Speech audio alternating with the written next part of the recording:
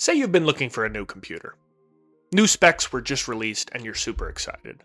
All you have to do is confirm the CPU and GPU specifications, and you'll have that thing in the mail in no time. 16 gigabytes of RAM, 24 cores at 6 gigahertz, 12 gigabytes of Nvidia GPU RAM.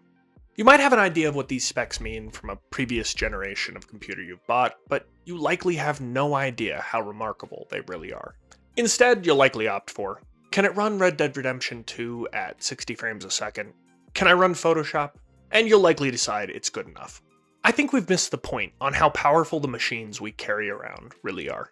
Gigabytes and gigahertz mean nothing without context.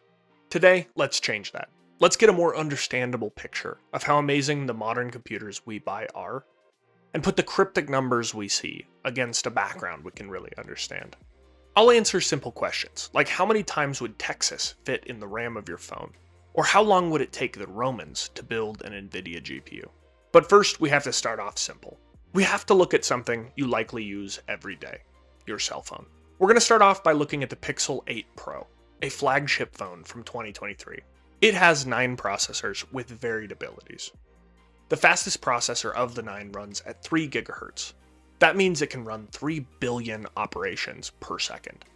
To that phone, a single second can be divided into 3 billion small increments.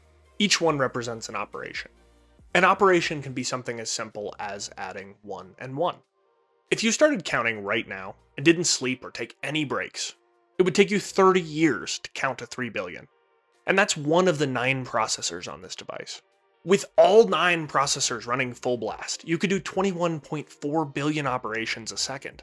You'd have to get every human to do 3 math problems in less than a second to equal your phone's compute capability.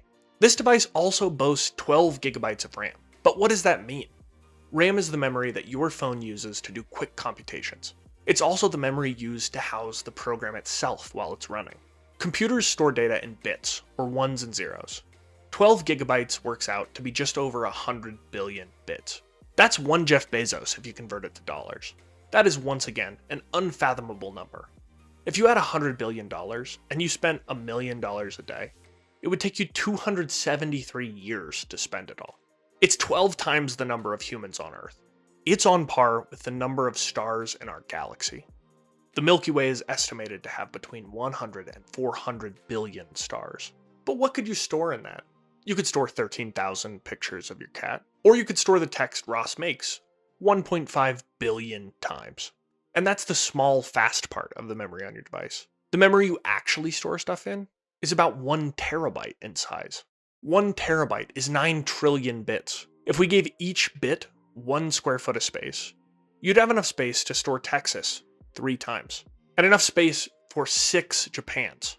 It's a mind-boggling amount of space, and it's in our pockets. And it's not just the new Google Pixel Pro. That 2016 iPhone you have is still an amazing device.